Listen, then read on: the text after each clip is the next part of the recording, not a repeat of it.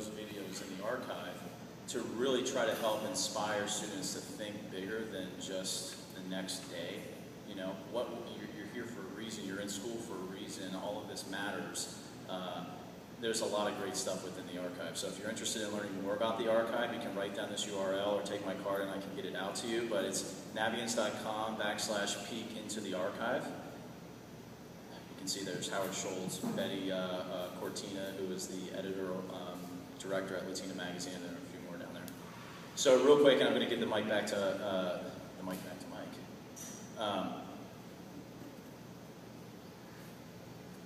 To finish up here, what are some of the things that students do within the solution? So it's a lot around, as I mentioned before, goal setting, career exploration, college planning. That starts as early as the 7th grade. In fact, we have some school districts that have started this as early as the 5th grade.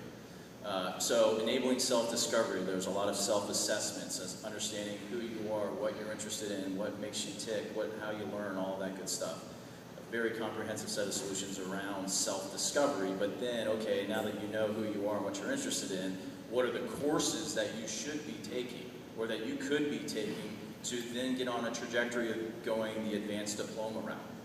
Critically important of building an academic plan that spans not just middle school and high school, but spans potentially six years.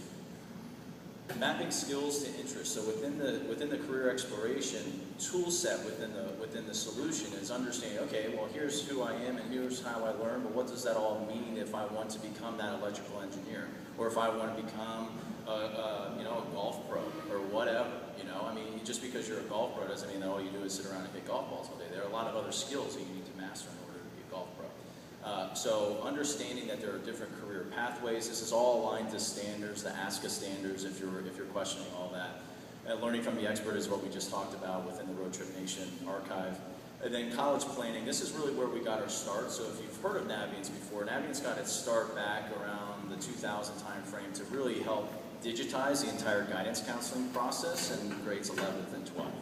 Got it started, and we've obviously since grown way higher and bigger than that. But we've really nailed this piece because it's all about the execution. So where schools and where districts see a lot of cost savings here is cutting out inefficient practices. It's searching for the best fit of colleges. It's the enrichment programs, the scholarships that Mike alluded to that they're implementing here at Mooresville next year.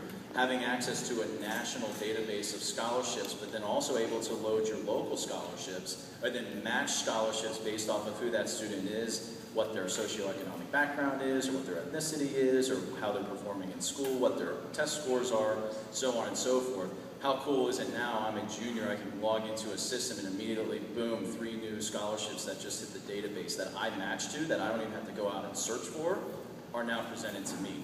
And that is why Modesto City Schools out in California was able to, prior to coming on board with us 5 or 6 years ago, they were roughly $4 or $5 million in accepted scholarships at their school. And we actually just released a case study that there are roughly $19, $20 million in scholarships for their outgoing senior class last year. So phenomenal growth in terms of access to scholarships and being able to really provide accessibility and affordability to a lot of students that otherwise couldn't afford post-secondary. That's a key component to it.